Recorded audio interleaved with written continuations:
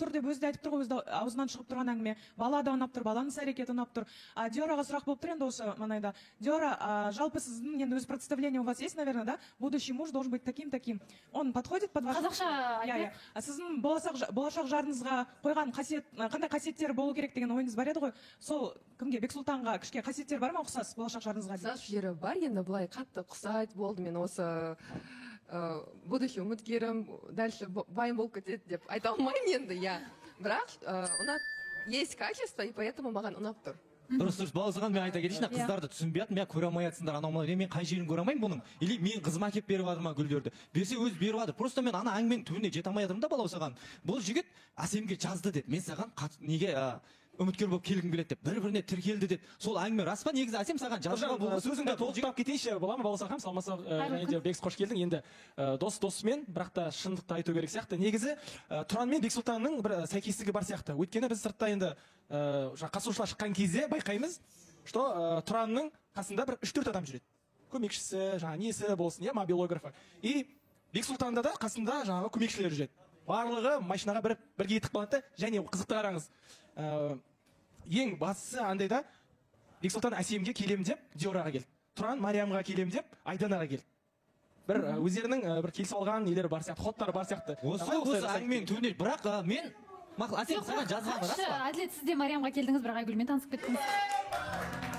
Мен оны бір сондай ойластырылған қадам деп ойламаймын. Енді әр адамның талғамы ауысып тұрады ғой негізі. Енді бұл біреудің сөзін айт. Әйтеуір мен келіп тұрып, мен жазып несіге жоқпын, мысалы Мариям мен саған барамын деп, Айгүлге келген жоқпын да. Ал мен олармен келісе алмай, жоқ, бірақ енді қараңызшы. Егер де таныса қалған болғасын, енді әркіммен таныс болады ғой, бірақ та шықпаса не істейміз енді? Менің ойымша, онда өз сөзіңізге өзіңіз қарсы шығып тұрған сияқтысыз, Әділет. Бірақ неге оларды не байланыстырады? Бірге көрдіңіз бе, мысалы, Бексұлтанмен әлде сәйкестік деп?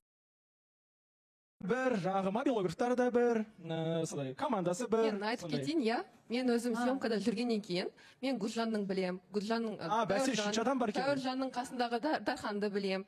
Мен олардың съемкада блогерлермен араласамын, менде ондай знакомыйларым бар. И көп видеограф, мобилографтармен жақсы араласам, потому что это моя сфера работы. Бір адам, бірнеше адаммен де жұмыс істеу мүмкін ғой деп тұрғаныңыз? Баласахан, барлығы бір цепочка болып тұр, барлығы бір неде қайнаған сияқты қазанда. Әсем. Баласахан, мен мына жерде айтып жатыр ғой, қайта Нұржанша Әсемге жаз деп. Маған олай жазғанда тұрған ештеңе жоқ, маған сені ұнатып қалдым, ойбай сүйіп қалдым деген әңгіме айтылған жоқ. Просто үміткер болып барсам ба деген ғана әңгіме болды да. Өйтіп бір андай түймедей заты түйедей қылып келеген емес. Жоқ, Әсем ол болама, негізі жай айтты ғой, саған жаздыған негізі Баласахан былай қойған. Мен ойдым, Нұржан қарайсың, мында бір емес 3 адам айтып жатыр да, негізі андай сондай бір пиар ход үшін келді деген сияқты. Негізі бұл бауырымыз кезінде негізі блогер болған екен, иә? Блогер болды, блогер тастап кетті, бір жұмыспен айналысты. Мен ойлап тұрмын да, қайтадан, мен осы қайтадан өз блогерлік жұмысымды қолға алайыншы деген ниетте бір келген сияқты көрініп тұр да. Яғни енді бір емес 3-4 адам айтқаннан кейін ол бір бекер емес сияқты ол дүние. Жоқ, Жәнібек, сен олай қателеспе, негізі мен былай Әсем екеуміз былай әңгіме барысында айтқанбыз, жалпы Бексұлтан деген бала саған шын намеренмен жазды ма или қалай деп сұраған болатын. Жоқ, ондай әңгіме болған жоқ деп айттым. Онда жақсы деп айттым. Елдар. Я Баласахан мына жақта көрініп тұрғанда менің ойымша, брат атың кім еді есім? Бексұлтан. Удумына өз несін есіме келді деп ойлаймын. Енді статикасын көтеріп алып дегенде, мысалы Диораға айтқым келеді. Енді сен ақ көңілсіз. Қазір сіздер айтып тұрғандай, бұл бала мені ұната алмайды ма? Почему? Жоқ, біз лично мен сені ойлап тұрмын, басың айналып қалмасын деп шыны керек жоқ. Просто бәрін беріп жатыр, цепочка беріп жатыр, мысалы гүл беріп жатыр. Расында просто мен келгенде статистиканы көтеру үшін келді деп айтқан ғой. Өзің не үшін білмедің сол? Адам өзі қалап келеді. Ұнатқаннан кейін, может, интерес болғаннан кейін, менде де өзімде жалпы интерес болды, мен келдім. Мен бұлай какие-то с плохими мыслями келген жоқ едім. Баласахан, Елдар білдірме. Айтыңыз. Айтасыз, асықпай, бізде дәл қазір жарнамадан кейін жалғастырамыз.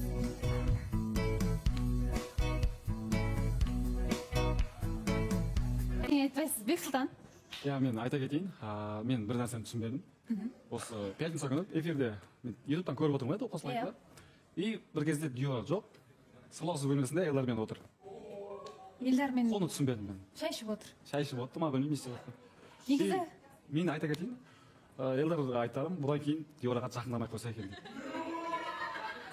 Брат, сен 500 хризантема әкел, 1000 әкел, қарамайды деп ойлаймын саған дәлше. Сол брат, өтініш саған, жоламай қойшы. Неге жоламайды? Себебі сен өзінің мүмкіндігін жіберіп алдың, брат. Или қайттан сезімің ашылып жатыр ма, білмеймін. Бексұлтан, сіз қызғанасыз ба, әлде жай ғана қаламайсыз ба? Бұрын таныстықта болған деп. сен брат сен сыртта заботаңды беріп жүрсең мен іште заботамды беріп жүрмін ғой диорға. Елдар, мен бөлісіп алып бердіңіздер?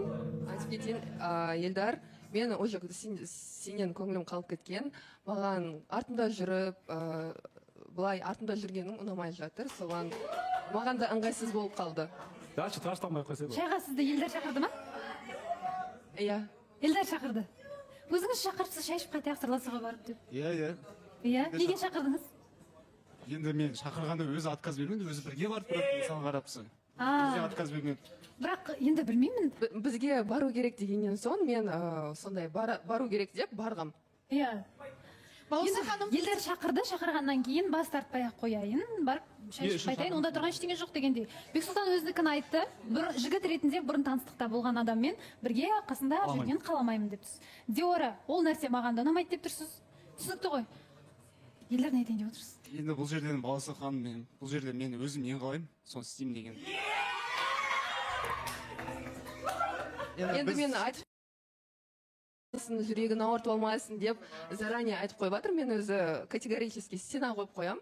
Егер адам ұнайтын болса, мақұл деп, егер ұнамайтын болса, заранее надежда бермейтін адаммын. Сондықтан ерте айтып тұрған тірлігім. Алдын ала айтып жатырмын, Елдар маған қарай жолама деп жатыр. Негізі мысалы қарапсақ, енді сен жолама деп жатсың, енді бұрын сөйлесіп жүрдің ғой, мен неге сөйлестім ол кезде? Сол кезде неге айтпадың? Басында мен сізді білейін деп келдім. Сіз өзіңіз Арбатқа шақырып, свиданияны Жоқ, ол кездегі емес. Енді содан менің көңілім қалып кетті. Енді былай еще шанс бер деген ойыңызбен маған келетін болсаңыз, жоқ деп тұрмын енді. Балсан, Жоқ, сен бұл кезде Диора сен қатысушы болып келген кезегін айтып жатырмын мен. Это вежливость. Енді сыйластық ретінде сөйлескен болар, бірақ қазір нақты таныстықтағы жігіт айтып жатыр, сондықтан шектеу. жай сөзбен айтып жатырмын просто брат. Диора, таныстық жалғаса ма? Иә, жалғасады. Жалғасады. Жақсы. Рахмет, келгеніңізге жақсы кездесулер күтеміз. Сізді шығарып салайық. Керемет гүліңізге де рахмет. Диора, жайғасыңыз. Бексұлтан, жеткізіп тастасаңыз болады.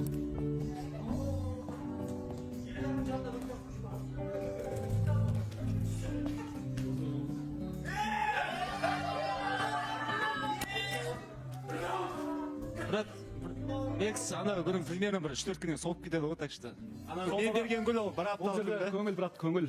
Сіздің гүліңіз солмайтын еді. Шынайы берген көңіл менікі, брат. Жақсы, біз, иә, рахмет. Сіздің гүліңіз солмайтын деді? Жоқ, мен гүлім бір апта, бір жарым апта алып тұрды ғой. Шын ниетпен берген гүл. Білмеймін, әйтеуір бәрі күліп әлі де прикол айтты. Енді как будто өздерің бермейсіңдер ме так? Жоқ, өзіңіз қозғап отырсыз, өзіңіз айтып отырсыз. Жоқ, ол өзі айтып отыр ана. Гүл деген мынандай болады. Жоқ, өткен жолы сіз бастадыңыз негізі. Жоқ, өткен жолы да сол қатысушы попросить еткен ғой, айтпаңдаршы, қозғамаңдаршы деп. Сол кезде мен айттым. Одан несі бар, шын ниеттен. Бексұлтан өзі айтып сөйледі ма сізге? Иә, жаңа өзі сөйледі ғой. Не деп айтты? Гүл деген осындай болады деп, типа. А так ондай гүлді мен де алып бере аламын, так гүлде проблема емес, шыны керек баласынан. Бәрі ойлайды ғой, ақшасы жоқ деп ше. Сізге сіз беретін қыз, гүл беретін қыз келген кезде жақсылап тұрып сол кезде романтикалық қадамдарыңызды көрсетіңіз. Иә. Құрметті көрермен, біз әрі қарай жалғастырайық және де ортаға Жәнібекті шақырамыз.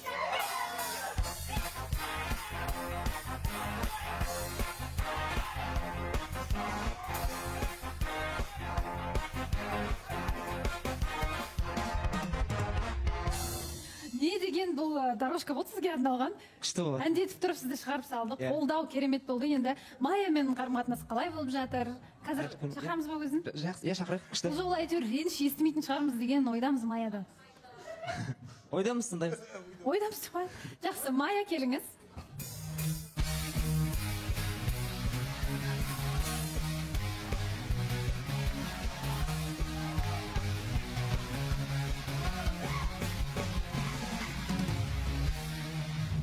Қош келдіңіз, Майя. Керемет болып тұрсыз. Қалыңыз қалай, жақсысыз ба? Рахмет, қош көрдік. Барлығы жақсы. Бәрі жақсы, иә?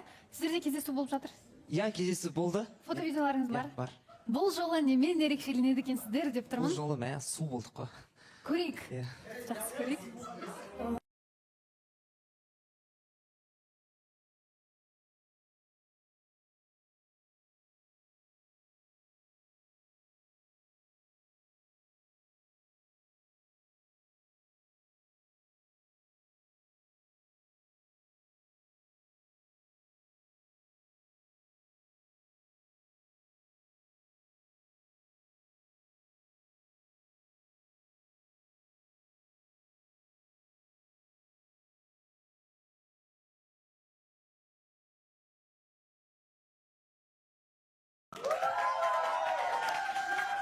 әдемі.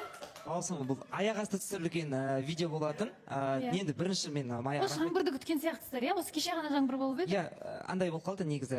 Мен күндіз кездесуім керек болған, бірақ бір жұмыстарыммен кездесе алмадым. Одан кейін Мая бір құрбысының туған күніне баратын болды. Содан кейін бірақ енді түсіру керек, түсірейінші деген ниетте, сол Маяның алдында сұрадым, осы жыл бармай ақ қойшы деп. Содан кейін мен ерекше осы рахмет айтқым келеді. Ратбек пен осы Айғаным деген іні бауырларым, қарындастарым бар. Солар жаңбырдың астында тұрып, бір сағат су болып, өйтіп енді бір істеген дүниеміз болатын. Әдемі шығыпты, жақсы екен. Ал Майя, сіз тыңдайықшы. Енді топырлаған достармен бұл жолы қастарыңызда енді видеографтар болған сияқты, бірақ жалпы жеке кездесу деген болып жатыр ма? Бұл кісінің соңғы күндері қолы босамай жатыр ғой. Не істеп жүр, немен айналысып жатыр? Жоқ, енді өзінің тірліктерімен түсіндіріп айтты. Енді осы 2 күндей қатарынан жолығып алмадық, 2 күндей. Жәнібек, 2 жыл бойы не қайда кеттіңіз, не істедіңіз? Енді түсіндірейін болады. Негізі андай ғой, эфирден шыққаннан кейін жолықтық. Жолыққан кезде жалғыз жолықпадым, негізі қасымда Дәулет бар. Бәріміз тамақ іштік. Сөйтіп эфирден кейін енді ол да экзамен сессиясын тапсырыпты, сосын үйде болғаннан кейін ара жақын болғаннан кейін шақырып сол тамақтандық. Одан кейін ертесі сенбі күні тойым болды, сол өзім тойым болды. Одан кейін ертесі күні жексенбі күні негізі айтып жатырмыз ғой, біз әулетімізде негізі қуаныш бар деп. Сол қуанышпен жүгірген болатынбыз. Осы бауырымыз жақында үйленеді, соның несімен, соның жөн жоралықтармен жүгірген болатынбыз. Кешкісін сөйтіп енді барып видео түсірдік. Сондай жағдайлар кішкене болып жатыр. Бұл негізі бізде бәрі жақсы, былай тіл табысымыз, сөйлесуіміз бәрі әдемі. Мына жерде кішкене бір мен қысылып отырып қалғаным болмаса, былай сыртта кәдімгідей бір жұптық бір бар деп айтуға болады. Енді сондай қатынас, сондай. Сіздерде кездесуді бір түгендеп алу керек емес пе? Негізі бір қыз бен жігіт басында кездесіп танысып жүргенде күнде кездесу болатын еді ғой. Таңғы асқа да бірге барады, басқа жерге де барады, бір 5-10 минутқа көріп кетуге келеді, бір сондай қарым-қатынас. Жоқ, ондай нәрсе басында болды ғой, просто жаңа айтып жатыр, өзінің отбасылық мәселелерімен жүріп қалдым деп. Мен негізі ондай нәрсеге қатты критично қарамаймын. Егер де қолым бос емес десе, звондап, неге көңіл бөлмей жатсың деген нәрсе мен тарапымнан ондай нәрсе болмайды. Ешқашан болған емес жалпы. Былай отношенияға келген кезде қайта звондап, кіммен жүрсің, мазасын алмаймын. Менде ондай нәрсе жоқ, иә. Ал бірақ өткен жолы жаңа жеке кездесу, біраз ашылып әңгіме айту деген ол болды ма, ондай кездесу? Иә. Болды, сіздің көңіліңіз толды, иә? Просто Жәнібек екеумізде вайб разный бізде, екеумізде. Бұл кісі более асығыстау жасайды көп нәрсені. Өте асығыс жүреді. Любой жерге асығып. Мысалы, барады тез сурет түсіру керек, тез кеттік, тез әңгіме айту деген сияқты ма? Бүкіл нәрсені тез жасайды негізі асығыс. Менде жалпы айтып жатсам ғой. Срочно бақытты болып кетейікші деген түр ғой ол. Сізде сондай да, мен наоборот, мен вайбым более спокойный. Мен асықпай жүремін, бір жерге шақырса да, мен асықтырғанды ұнатпаймын негізі. И бұл кісі жаңағыдай кездесуге шақырған кезде, қазір барам, дайын бол дейді, болды. Ал маған 2 сағат уақыт керек, пока мен өзім процедураларым жасағанша. Асықпай, оның бәрі мен просто энергиямен влиять етеді. Сондықтан мен асықпай шыққан жақсы көремін. Жоқ, қыз баласының байсалды, өзінің жаңағы темпінде жүргені жақсы ғой, бірақ енді бір әрине жалпы өмірде асығыстық болады, бірақ барлық нәрсені асықтыру деген. Баласы, мен шын айтамын, өмірде сондай емес. Мен тез сөйлеймін, тез істеймін ше. Андай негізі бір жағынан мен Маяға өте ризамын ше, андай күттіріп қоймайды. Қанша, бірақ ол айтады маған, ерте айтады, жоқ мен бір бара жатсам сразу мен жақындап қалдым, ол қазір боламын деймін да. Бірақ күттірмейді, тез ол да енді соған ақырындап үйреніп келе жатыр, негізі былайша айтқан кезде ақырындап үйреніп. Бір енді бұның да бір пользасы бар шығар деп ойлаймын. Онда әр нәрсенің бір плюсы болады. Менде де біраз тарап кішкене үйреніп келе жатырмын. Кейбір жерлерде кішкене баратын жерде ойланамын, қазір Майя сұрайды ғой, қайда деп сұрайды ғой деген кезде бір ақырындап реттеп қоямын. Сол жағынан да мен кішкене ол сәл үйреніп жатырмын. Нені сұрайды ма? Мысалы, қайда барамыз деп сұрайды. Немесе не істейміз деп сұрайды. Немесе қандай киім киейін деп сұрайды да. Сол кезде мен айтамын, жоқ, бүгін мынандай айтты, жай көшеде. Сіз үйренісіп жатсыз, Майя осылай сұрайтын біліп жатсыз, алдын ала Майя дайындалады, мен оған мысалы 1 сағат бұрын айтып қояйын деген сияқты, немесе 2 сағат деген сияқты. Айтып жатсыз, дайындалып жатсыз, жақсы әрине. Бірақ жаңағыдай тез дегенді түсінбей жатырмыз. Ең басты әңгіме айтып жатырсыздар. Мысалы, сіз тез айтып, сосын кетуіңіз керек па? Тез тамақтанып тұрып кету керек па столдың үстінен? Мен кейде сонда мен айтамын, Майя осы жерге бару керек, тамақтанып алайық дейді, тамақтанып кетіп апарып тастап кетемін деген сияқты нәрсе ғой енді кейде. Бірақ кейде болсам кейде андай болады, бір біз андай телефоннан кейде ұзақ сөйлескен елеріміз болады. Енді телефонмен кейде ұзақ сөйлесеміз, сондай нәрсе. Бірақ енді қараңызшы, өзіңіз телефонмен сөйлесудің де ар жағында адам кездескісі келеді. Кездескеннен кейін мен осы бір Майяның бетіне қарап отырып, ұзақ әңгіме айтып, бірге асықпай тамақтанып, бір кездесуге асығып, бірақ кездесудің өзінде асықпай уақыт өткізу дейтін. Ол бір қызығушылық, сіздің Майяға барынша қамқорлықпен, бар назарыңызды аударып қарайсыз дегенді білдіреді ғой негізі. Сізде олай емес? Жоқ, солай орынды негізі көзі дұрыс. Әлде сіз бұлай ойлайсыз? Осы үміткер келді, мен қазір бұл қызды қайтарып жіберсем, қарындасымнан ұят. Әйтеуір танысып жүре берейін. Сурет видео жасалыну керек, оны да үлгеруім керек. Бірақ өзіңіз не үшін екенін білмейсіз.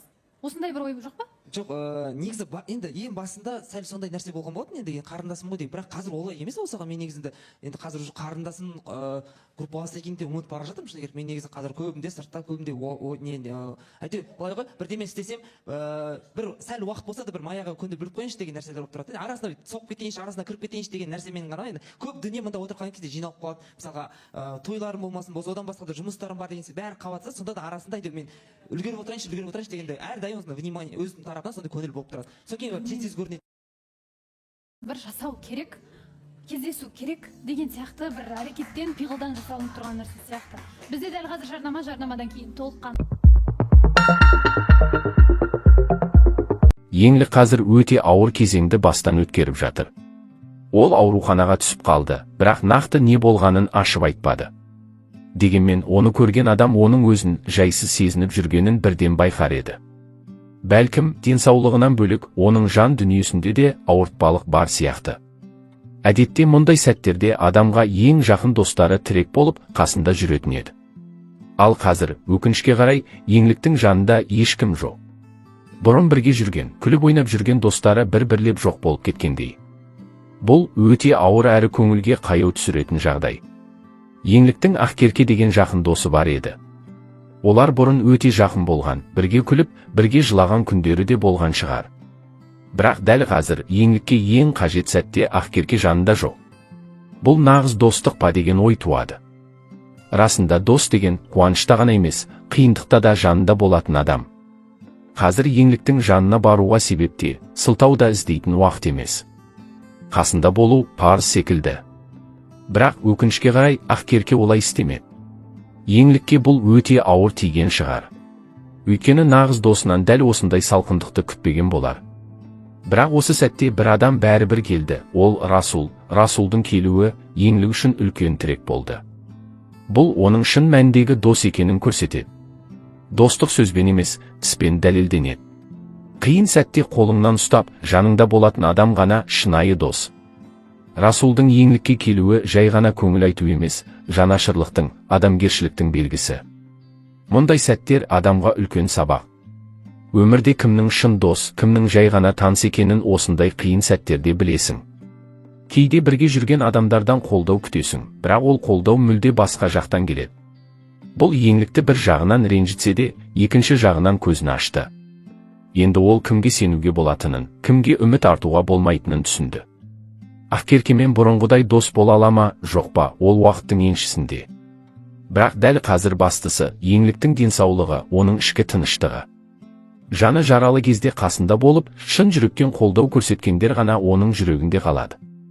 Басқалары жай естелікке айналады. Қазір Еңлікке жылы сөзден гөрі жылы жүрек қажет. Ол үшін сөзбен жұбатудың орнына қасында болып, үнсіз болса да қолдау көрсету ең үлкен көмек. Уақыт өте келе бәрі орнына келеді. Бірақ бұл күндер оның есінде мәңгі сақталады. Жанында болғандардың да, болмағандардың да бейнесі анық көрінетін болады. Еңлік үшін бұл сынақ тек денсаулығына ғана емес, адамдарға деген сеніміне де қатысты болды. Ол бұрын барлығына сенетін, әсіресе жақын достарына. Әрқашан бірге жүріп, қуанышын бөліскен адамдар қиын сәтте де жаныңда болады деп ойлайтын. Бірақ өмір кейде бұл сенімді сындырып, шындықты көрсетіп береді. Бұл ауыр, бірақ керек сабақ. Мұндай сәттер адамның ішкі әлемін өзгертеді. Еңлік енді бұрынғыдай аңғал болмайды. Ол кімге сенуге болатынын, кімге жүрегін ашуға болмайтынын үйреніп жатыр. Бұл оңай емес, бірақ өсу үшін кейде дәл осындай ауыр тәжірибе қажет. Кей адамдар өміріңнен кетеді, ал кейбіреулер жаңа қырынан ашылып, сен үшін бұрынғыдан да қымбат бола түседі. Расул секілді. Расулдың қарапайым әрекеті ауруханаға келіп, қасында болғаны сөзсіз үлкен мағынаға ие. Ол Еңлікке сенім берді, бұл өмірде жалғыз емес екенін, бәрібір шынайы достар бар екенін көрсетті.